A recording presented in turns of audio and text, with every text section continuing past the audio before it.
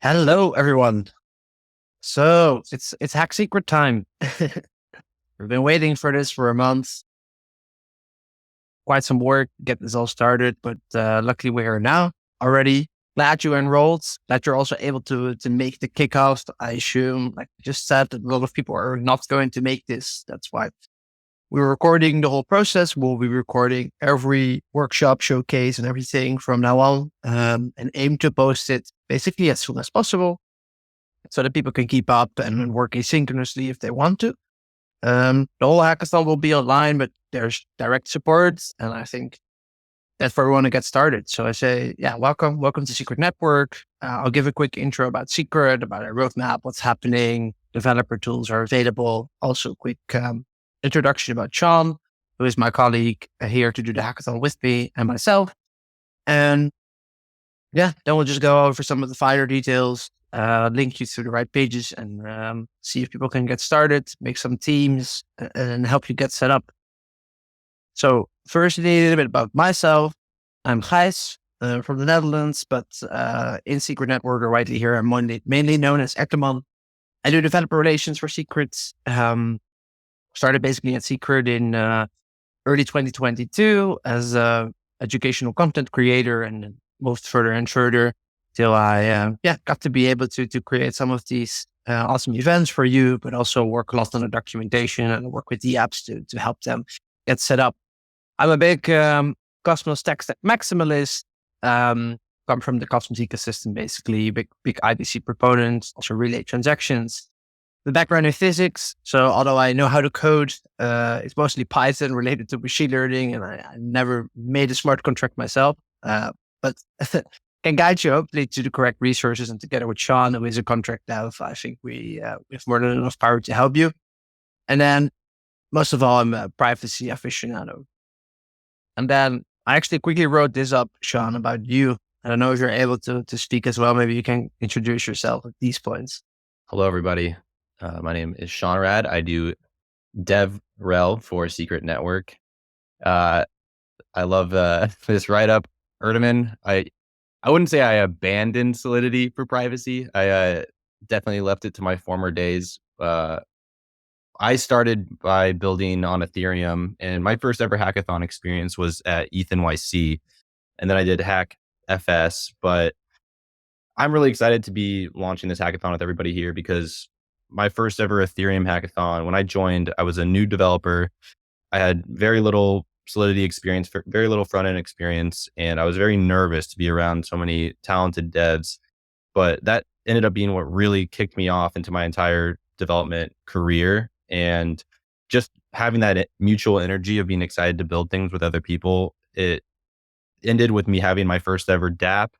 And that's my hope for everybody who's here today and who's going to be here throughout the month, is that we're just going to build cool things. Doesn't matter where you're starting. What matters is where you end up. And there's no better way to learn than just to, get your hands dirty and start building. So any questions you have, any resources you need, just feel free to DM me. I'll be monitoring the Hack Secret channel all month long because we have lots of talented Secret and Cosmos developers who are here. They're going to be doing office hours 6 days a week. So we just want to make sure we can point you to the proper resources so that you can be as successful as possible. Yeah, that sounds good. I think my summary sums it up quite nicely, right? I mean, you love the Rust compiler. And I really, it stuck with me. We'll have a workshop later on this week where Sean explains why he built the apps for Grandmaster, but I think it's a fair statement. So anyway, that's the two of us, and let's just quickly move on to Secret and what you guys are doing here. So Secrets, I don't know how familiar everyone is with Secret Network. So I'm sort of starting from basics, but I will be going quite fast. If at any moment in time you feel like you have a question, maybe drop it in the chat and I'll get back to you later. I think that's a little bit better for the flow of the presentation. But we have a lot of good documentation on like how Secret works into the nitty gritty details. I'm happy to answer basically any question. So feel free to put those in the chat when you think that's necessary. But for now, Secret is basically the data privacy platform for Web3.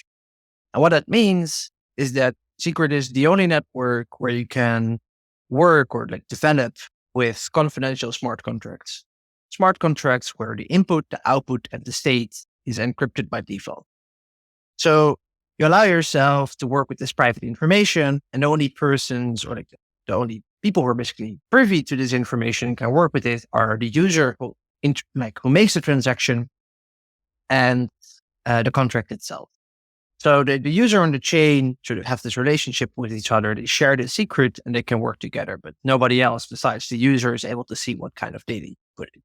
And this creates a lot of interesting things, but most of all, it's important to keep on realizing that it's about smart contracts. So it's about privacy for contracts. Any data you could put in, whether these are keys or just simple sensitive data or storage, you can all work with it basically. It's not necessarily about transactional privacy, which is something we'll go on a little bit later on. And I guess the first question people always ask is why are we even building a privacy layer for Web3? Why is it necessary? I mean, isn't the whole story about Bitcoin and crypto that it's all transparent and people can see everything? And I think, although that's partially true, what's mostly important is that stuff is verifiable and everything remains verifiable on secret. What's more important is that to really enable this sort of decentralized ownership, you actually need privacy. Otherwise, there isn't really ownership. If everyone can see what's happening, then it's not necessarily you who own your own information. So that's, I think, is one of the most important things. Why does Web3 privacy matters? One is the censorship resistance. You see it on Ethereum, where some of the blocks are basically being they are not being processed by an X amount of validators because they contain transactions they don't want to process. There's fungibility concerns. This is something Monero partially solved because they don't have any transaction history basically you can tie to. But if you ever tried sending Bitcoin, which you got from a decentralized swap to an exchange, you might have realized that this Bitcoin is stained. It either came from a hack or it was involved in a blacklisted activity, and then exchanges just don't accept because not every Bitcoin or every Ethereum is the same as the other Ethereum or Bitcoin, which is a problem in the long run. But there's security. Privacy enables you to sort of better act in a peer-to-peer manner. There's no people involved that need to hide some of the information. You can directly swap with each other with only you two being able to have the information about it. True ownership, like I already talked about, you only really own something if you can share it yourself and don't have to share it automatically. And then most importantly, which I want to talk about, is feature parity. And I think that's where this whole hackathon is about. It's you can build anything on Secret, which you could build on maybe Ethereum or another layer one smart contract platform. But most of all, we create feature parity with Web2 because Amazon can actually hide data you're computing over. And although Amazon sees everything, they are not telling this information to your neighbor. The same accounts for JP Morgan or any other large institution you can think of. They offer you privacy from the other people around you. Maybe they don't offer privacy from the government or from bigger institutions or some of the employees that are in this organization, but they at least protect you from basically any other person on the street just checking out what you happen. And in blockchain, this is simply not the case. So that's why privacy matters. We'll go about it a little bit later on. So how does Secret actually solve this problem? Okay, we say we have data privacy. We know why it's important, but how do we solve it? Well, Secret has this relatively simple tech stack where the user shares a secret with the network. And the way it shares this secret with the network is that the network, all the validators in there process all transactions, and they all require a trusted execution environment, so a secure enclave inside their validator machine. This is sort of enforced upon registration of the nodes. So it's not permissioned, it's a permissionless network. But the only way you can actually join is if you can attest to the network that you actually run that specific hardware. In this construction, you basically do a Diffie-Hellman key exchange, which you can learn about in the documentation if you want to know it. That creates a shared secret and then allows you to communicate with the network via peer-to-peer encrypted communication channel. You then send the encrypted data to the network. The nodes compute over it within this enclave without ever seeing the data themselves, because this enclave is protected from even the node runner itself. And then they commit the results. And because all of the node runners are running enclaves, they will all get the same result. So if two-thirds of the voting power of all of these validators then agrees on the computation result, they say, okay, hey, this can be committed to the state of the chain, and it's executed. And then when a user wants to see the data, they compute it over. What they do is they send basically an authorized query, which you can do either with viewing keys or permits, which is all available later on, to basically say, hey, I am the owner of this data, so I am able to see the result. That's in a nutshell how secret encrypted data works. And what do you use to basically work with this tech stack? I think the main component you see on top of here is COSM WASM, but before we get to that, I think it's important to realize that the secret network is a Cosmos SDK chain, which means that even though we're already 3 years old, we started building with the Cosmos tech stack already back then.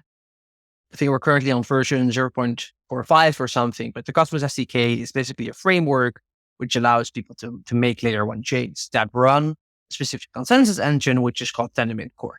Tendermint Core is a delegated proof-of-stake consensus, Bison's fault-tolerant consensus mechanism, which means that if 66% of the voting power agrees on something, then it happens.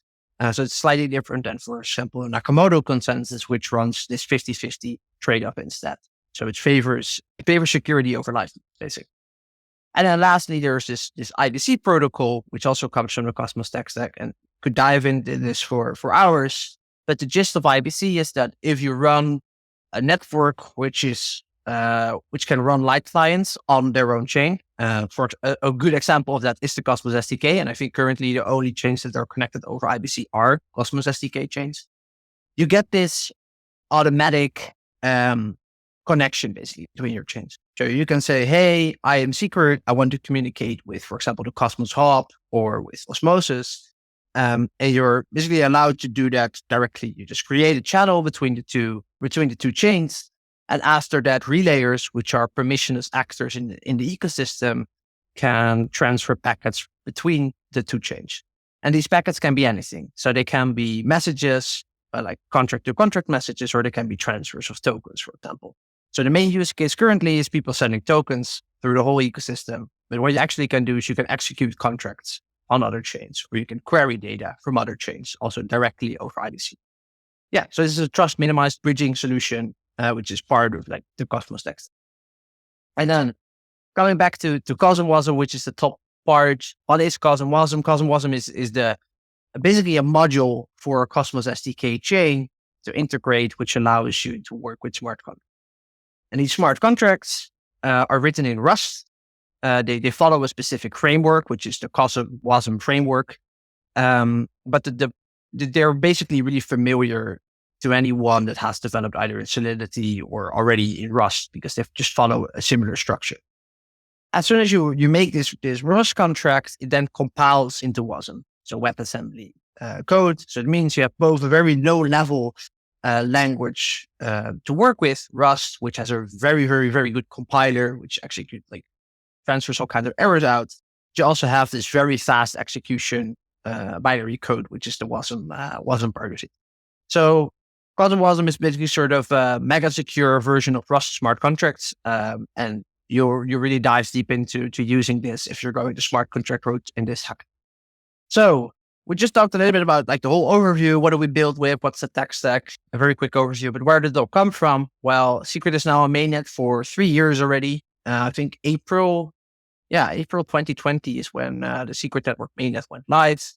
Smart contracts came shortly after as the second smart contract chain in the Cosmos ecosystem. And it all came from a paper back in 2015 and later in 2017 by Guy Siskins. One was on protecting blockchain, basically data on the blockchain. They talked a lot about access control, how do you make sure, how do you define ownership basically on a blockchain? How can you make sure that only the owner of certain data accesses it? And then later on, they wrote this paper called Enigma, which talked about how you could leverage secure multi-party computation techniques to make an encrypted ledger. Yeah, then it also started in 2017 on the project. Later on, realized that might not have been the way to go. Moved to Cosmos with a a slightly different model. And now I've been on mainnet for 3 years, like I said. So still moving the needle when it comes to mainnet privacy for blockchain, and here to see more of the apps come and build. So how does your ecosystem look? Well, there's a lot of different applications, a lot of wallets, infrastructure. Then maybe a quick overview, you can look to the DeFi section with 4 protocols in particular, which are the sponsors of the hackathon. It is Blizzard, Blizzard Finance, Shade Protocol, Shanna Network, and like State Easy and Secret Swap 2.0, which is by the same team. These are the for DApps basically that are going live. Partially already were live and partially are going live last week and this week. So all of these mainnet contracts will be available for people to work with. Really looking forward to people to see and leverage that suite of contracts, which are live on mainnet. But besides that, I think interesting is the developer tooling, which is in the bottom right. You see, we have like public endpoints, which are always available. There is a randomness component, which you can use. So you need randomness in your contract. It's really easy. And there's a lot of different SDKs. We have a Python SDK, and we actually have a Kotlin SDK, which isn't like written down here. And there's a full JavaScript SDK, which is actually like works on every Cosmos chain. So you can use Secret.js to connect with any other Cosmos chain. There's .NET, and then there's just several development frameworks as well. So we have Polar and Fedroma. Some are more focused toward testing and like finishing your application, and the other is focused on sort of DeFi core tools and boilerplate code. So that's sort of the overview of these bridges. You can connect to their Ethereum tokens. MetaMask is even supported if you want to, but there are also mobile wallets like Fina Cash and Starshell. So there's a lot to work with. And then I'll quickly talk about some use cases. I'll skip over the first 2 because they're not necessarily DeFi related. But one of the use cases for Secret is called Secret NFTs. And it's the idea that you can basically create an NFT, and this NFT itself has private ownership.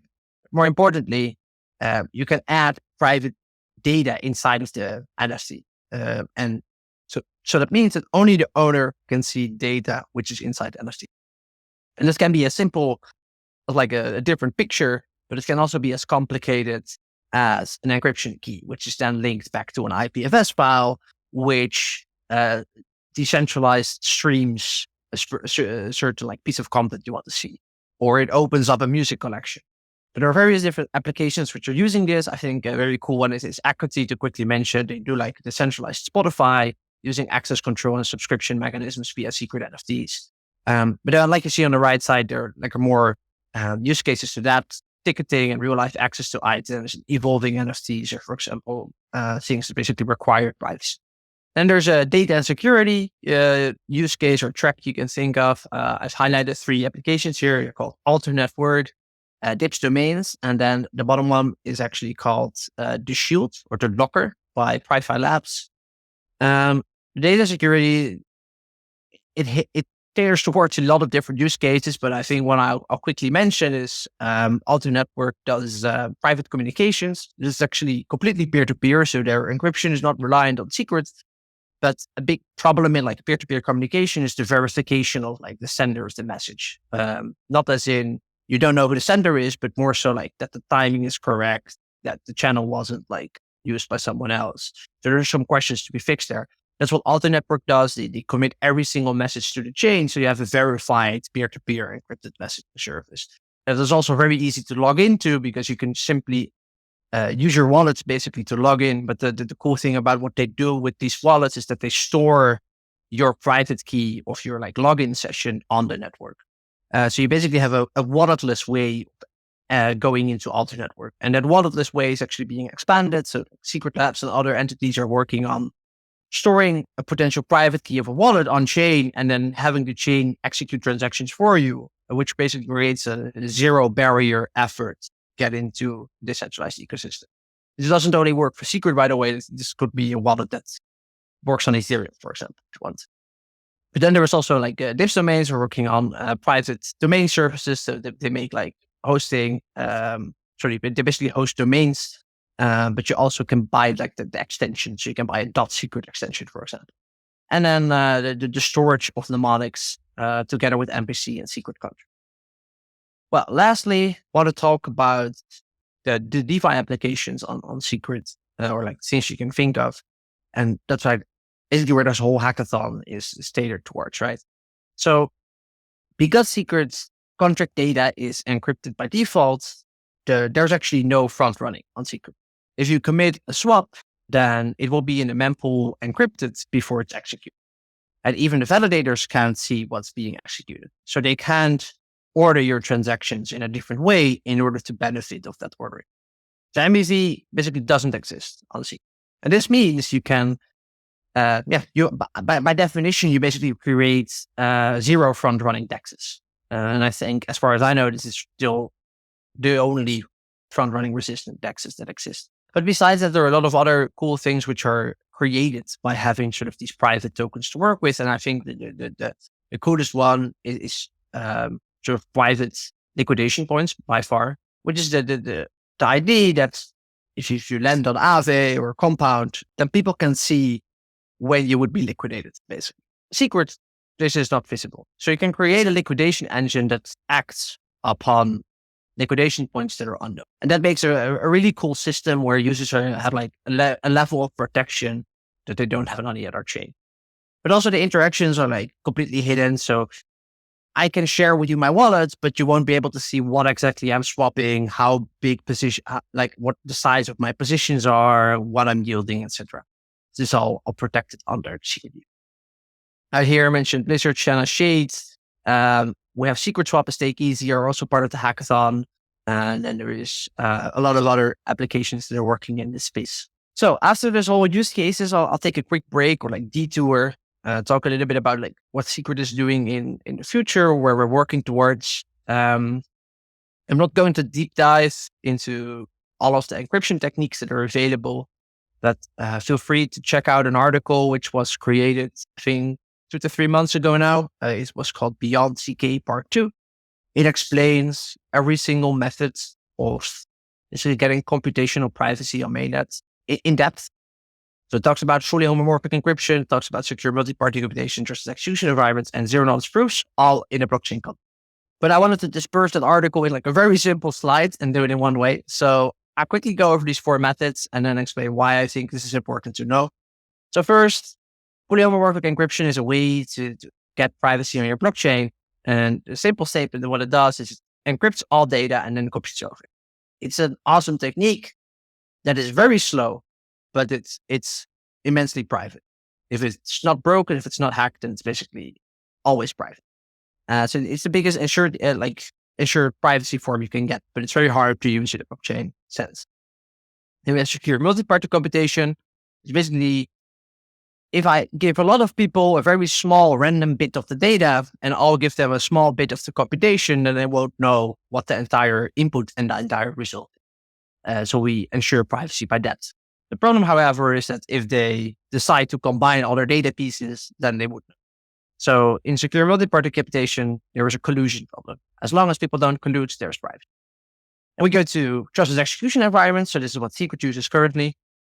It's basically the idea that everyone uses a secure enclave, a physically separate chip inside of their computer. All data is passed through it encrypted, and in a trusted section of the hardware, it's decrypted, and there's computation. It's super fast, but you basically rely on the hardware to be correctly processing the data.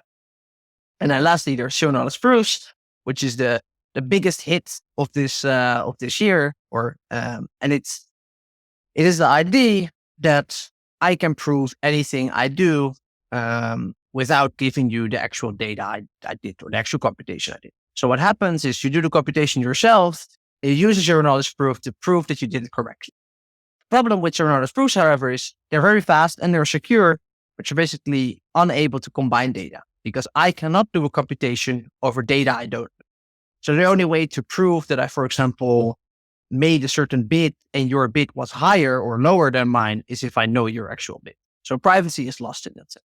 So zero-knowledge proofs work for certain cases, but they don't work for a lot of other privacy cases. Why did I talk about these 4 privacy solutions?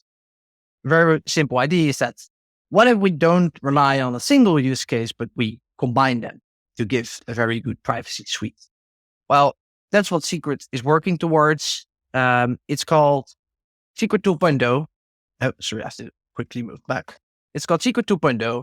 And it's the idea that although we are on a network that's already encrypted by default and uses TE security, there is no one holding us back from adding other primitives. So that's exactly what's being done, actually. The first primitives are already created, so randomness now exists. It's going live to mainnet basically a week or two. MPC wallets is being worked on. So this is adding secure multi-party computation to secret on a contract level. You're able to disperse, for example, mnemonic seeds, or you're able to disperse the access to a wallet. You're able to disperse a lot of different things amongst different users and have this MPC security on top of having your own enclave. There's also threshold, homomorphic decryption coming to secret, being done specifically for a private voting use case. And we're working on like a lot more different use cases towards it. So MPC for secret NFTs, for example, hardened NFTs, and you can think of a lot more. So yeah, why not work with multiple solutions if it's possible? And besides that, I talked a little bit about fully homomorphic encryption and why it is so cool. Well, we think it's so cool that in the long run, we're working towards doing more and more research, basically working with very cool partners to see if we can bring a mainnet fully homomorphic encryption chain to Cosmos, or like basically to the interchain. How would it work? Well, Secret is still sort of the fastest and longest standing privacy mainnet, and it would be very easy to integrate with this sort of maybe higher security network, which would be slower or can only do certain interactions, but it would be directly created. So Secret 2.0, besides adding primitives to Secret, it's also this vision of why don't we make not application-specific chains, but privacy-specific chains? Because one privacy solution might work better than another for the same thing. So if you want to read a little bit more about what Secret is doing, feel free to read the Secret 2.0 blog, the Beyond CK blog, and then really try to dive into what we're doing. Well, then I'll quickly end off basically on giving you another look into tooling. Like I said, we have Rust contracts, work with secret tokens, there's a development toolkit, and there's all of these things below.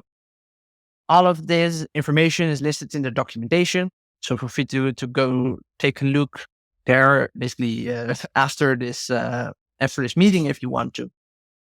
And then you'll quickly see what is and what isn't possible and what is available for you to work with. So we're now at the end of like my sort of overview of Secret and of the roadmap and what's coming. There's probably a lot more to talk about, but you can always check it out or just send us a message. And there's a roadmap section on the documentation as well if you want to. For now, I want to quickly give some tidbits about like what you could build, how the hackathon comes into play.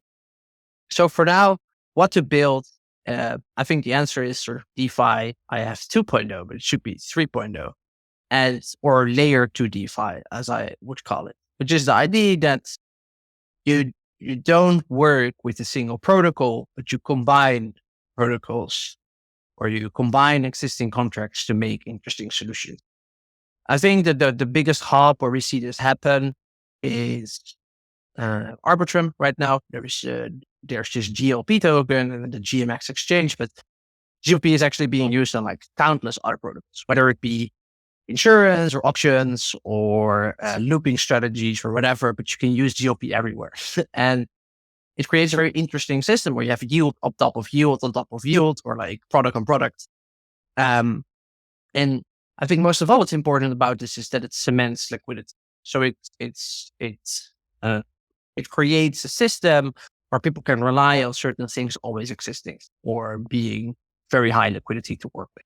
Well, these base pairs or these base products are basically being created or live right now. So we have the Secret Swap 2.0 testnet, which just launched. We have Shade Swap, which just went to mainnet. Shade Lend is coming this Wednesday. There is Blizzard Finance, who are launching this week. They also have their testnet application live. Then we have Shenna Land, or Shenna Network, basically as a whole, which have been live for over a year. They have both a money market and a swap. And they also have a Shenna launch, like an IDO platform, which is coming. And there's White Whale, who is also partnering as a sponsorship. They are actually an IBC chain. So their IBC chain is called Migaloo. They are a separate chain, but they have this awesome product, which is flash loans and satellite markets. They would really wish that would also be available on Secret. So you can work with them to, for example, port part of their code or interact with it over IBC. So there are all of these base layer contracts, liquidity available on secrets. So what can we do? So I have all these options here. I think I will quickly go over the first one, arbitrage vaults. I'll have that as a dedicated one later. The idea that if you have two liquid staking derivatives, you could do arbitrage between them and pay that out over a liquidity provider vault that allows you to do this arbitrage.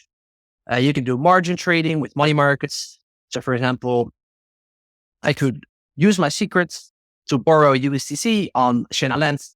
And then with that USDC, I can buy a secret and then I suddenly have a margin position. I can actually loop that if I want to have a higher margin position. But the problem is there's a lot of manual interaction. So what if we make a margin trading exchange that automatically allows you to go either like 0.5, 1, 1.5, and 2.5x like margin. That it selects the best interest opportunity between, like, for example, Shade Lens and Shena Lens. You can do limit orders that execute on pools. So an idea is that you can partially, part of it already exists on Button, but it's on Button.group. But I think it's being taken out of circulation, or like it's not super functional yet. You can basically do limit orders on like DEX pools. So you have all of these pools, they all have a different price. I can set a rate at which I want to buy or sell a certain token. And if it ever hits that price, my order would automatically execute. Another option is one-click UX for whatever strategies basically. But an example, for example, it could be a delta neutral interest arbitrage. So on Shades, the money market, for example, you get 1% interest, but on Shena, you get 1.5% interest. And then you borrow on the one, lend on the other, and then you earn the difference in between. That's an option, for example, for incentives. Flash loans, I think it's relatively straightforward. Within one block, you request a lot of money from liquidity providers, which you can then use to initiate a certain trade. Part of the fees goes back to the LPs and part of the fees go back to you. On-chain options and price betting. This is also possible with already existing pools because you can leverage oracles amongst them and then create options mechanisms on top of these pools, or even DPEG options on those pools, which is the other one, stablecoin and DeFi insurance. And then lastly, sort of LP token aggregate strategies. We see that now with Sommelier and with Quasar.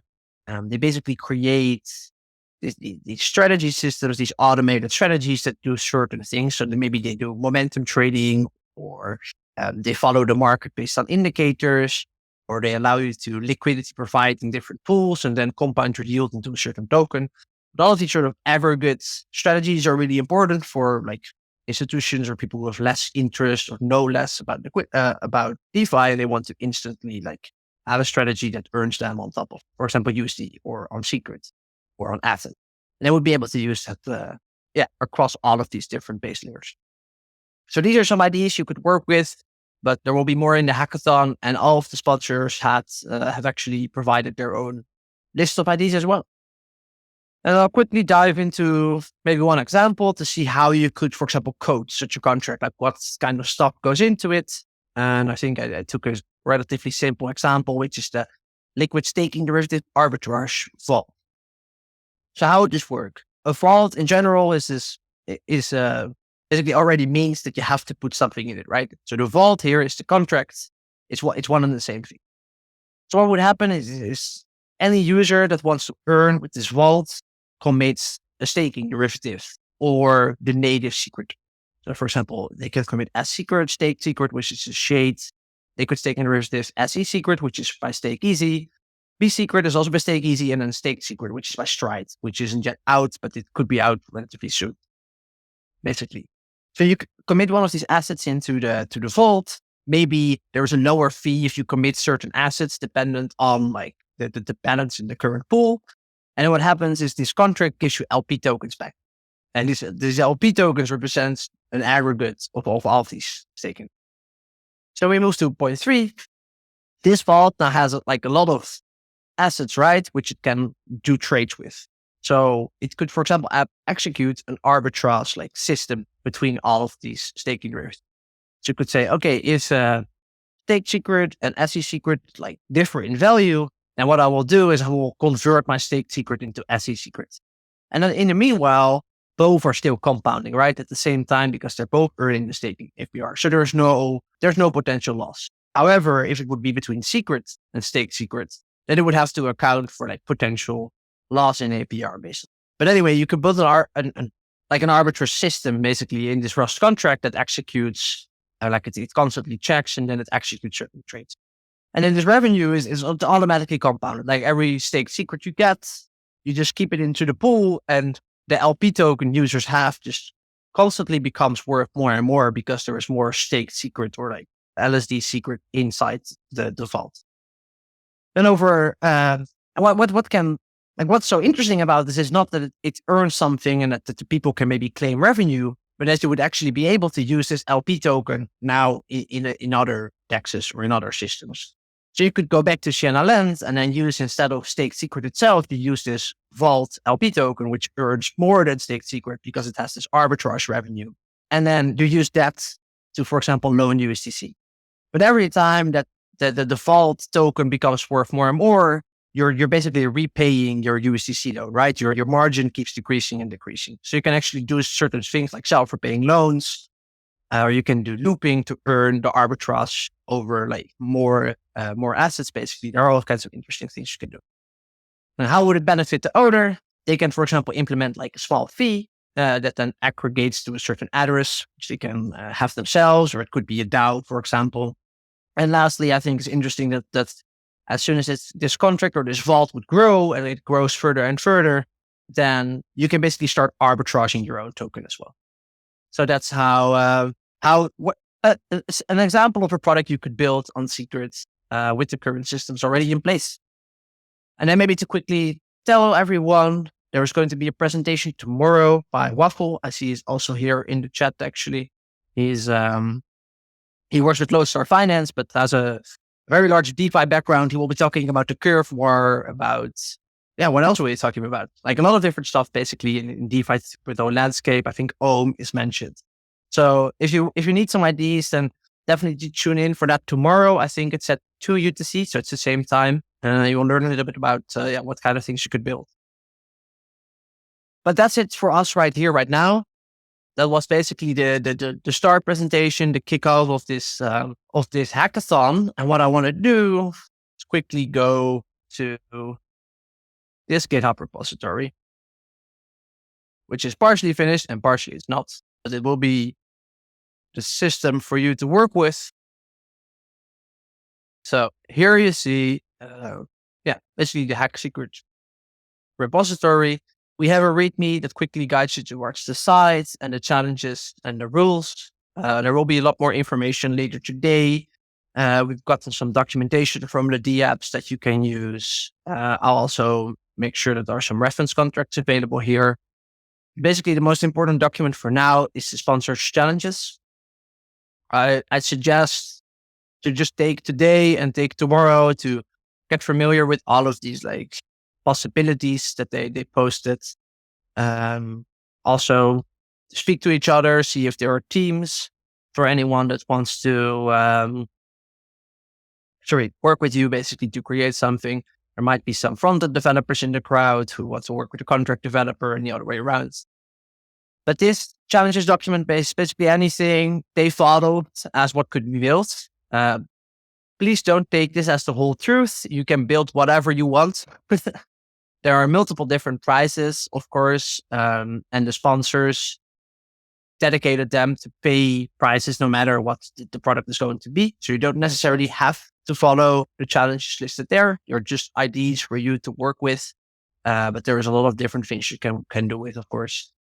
For now, you can quickly go again at the site. There are some ideas here as well you could build with. And most of all, here's the schedule. You'll see that this was for today. This was it. We will be available for another hour, basically, to do the team formation and brainstorm with any one of you and answer questions. Sean and me are always available through DMs, either here or on Telegram. But we want to make sure we're available for a little bit more right now. But you'll see tomorrow there is the presentation by Waffle at 14 UTC, and Whiteville will do their presentation. Then later on, there's the Shade Protocol showcase on Wednesday together with Shenna. And then on Thursday, there's Secret Swap and Blizzard. So we're going to have, 3 full days of things to do. On Friday, there's going to be a workshop for the contract developers to get started and learn a little bit more. If you have questions, it's a good moment to come back. Same for the presentation later on in the day. It's also a contract workshop by Secret University. And then we'll go into the next week where there are some more workshops to be had. Then quickly, I will guide back once to the rules. The rules are very simple. There is an official code of conduct, but not all required. It's very simple. Be nice to each other. There will be a submission guidelines a little bit later this week for your project, but in general, it's going to be a video description and code editor hackathon. You can only choose one sponsor track, but the main prize you're automatically enrolled to. So that means that you're automatically enrolled to participate in the $20K grant prize and the $10,000 secrets, which is all covered here. But in order to participate, to get the potential Shanna, Snow, Shades, Slick, and Whale prizes, you have to be committed to their specific sponsor track. All of these partners also stated that they're looking to give grants to people who commit like outstanding products. So feel free to ping them after the hackathon or even during the hackathon and have them help you. You never know what would come of it. And then lastly, code is to be submitted under an open source license. You can partially restrict that, of course. That's under your own requirement, but the code has to be committed. And then if there are any questions, feel free to contact Sean. So for now, I'd say thank you very much for being here. That's it. We'll open up the floor now for questions, and want to wish you happy hacking. So feel free to stick around if you want to either find a partner or ask us some questions or just brainstorm about certain ideas and learn about what is and what is not possible. I'll quickly say that there are mentors going to be available every day. Their schedule, Sean, is it posted somewhere? Can we maybe put it on the GitHub as well? I think that's a good thing to do. But if you have any questions during the hackathon, you can post here in the main chat, or you can go down to Developers Corner, where there is an information channel, which has a lot of cool stuff. But there's also, a big team of people that can help. So anyway, that's it for now. If anyone has any questions, then feel free to raise your hands, and I'll quickly open the docs website to show you that as well. Gives you a quick overview. So let's see if you want to get started. Maybe today or tomorrow, best idea is to just get started with the starting documentation. Sean has wrote this also. If there's any questions, you can ask him. There's about setting up your environments, compiling and deploying your first contracts, running the application, and interacting with the testnet. But if you want to dive deeper quickly, I would suggest going to contract components, which has a lot of information about all the different messages. And the development concept section has information about, for example, factory contracts. It has a lot of code examples as well. So if at any moment in time there are questions, then just raise them. We're happy to edit the documentation or add the information to it. Yeah, so that really was it. And I'll open the floor up for questions. I saw one question by Lear, by the way. How do I sign up as a mentor? I think you're free to sign up as a mentor. Would be happy to have you. If you can't speak, by the way, feel free to post it in the chat. To the question of Lander EA, yeah, you're also listening. No, Secret currently doesn't leverage homomorphic encryption. So although it's possible on a contract level, and there are going to be some APIs that will include homomorphic encryption or like threshold homomorphic decryption, currently it doesn't because it's I'll guide you to a blog which talks about it, but in general it's A, not necessarily scalable enough, and B, it has problems with computing over data from multiple sources because homomorphic encryption can't share encryption keys. So yeah, there are some reasons as to why a network like that doesn't exist. There is threshold FHE, which does exist. You can think of people like Zama, but all of this is like tooling. So yeah. Anyway, I hope that answers your question.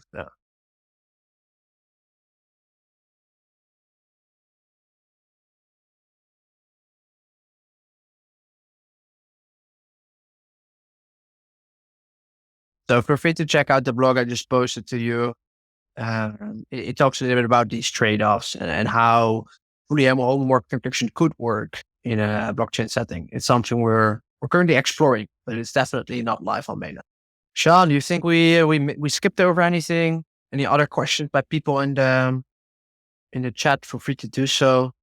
Say there will probably be more to ask questions about later on, but you're always happy to answer anything.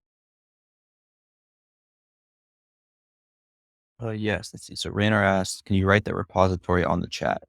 Let me just comment that in real quick. We'll probably just pin it in the main chat channel as well for everybody.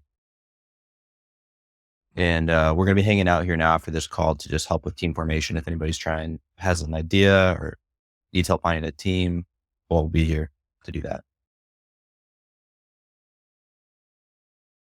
Yeah, I'll be curious to see if there's going to be teams of UI and contract designers together. If you are looking for a team, maybe it's best to post a message in the Hack Hangout, or I'll quickly create a channel which has for teams. You could create a post in this channel which you just created to see if you're looking for a team or looking for an additional member to your team. You can post a message there and see if people are excited to help you out. Great to see the turnout in this call. Thanks everybody for skipping your Monday morning scrums to be to be here. Monday morning scrums. Oh, that sounds awful.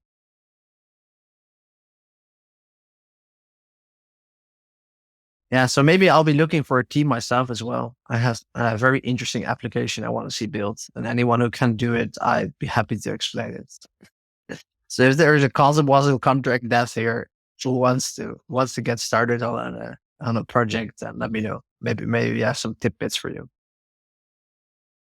It involves forking code though. Sorry, I missed the other stuff from this call, but I'm here. Hello. Welcome.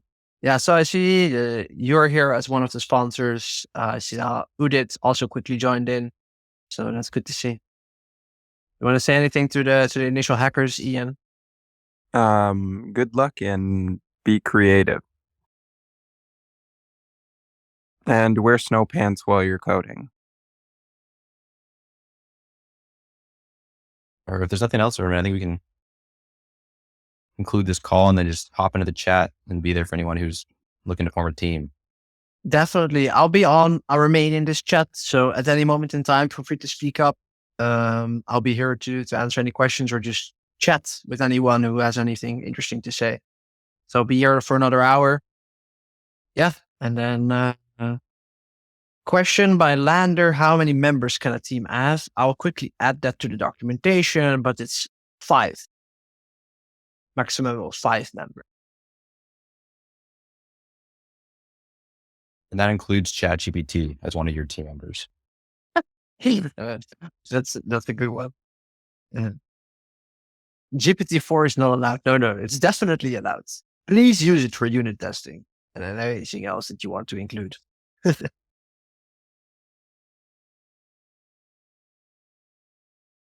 I see Cryptastic is a good proponent for maybe doing the arbitrage bots or off-chain limit orders.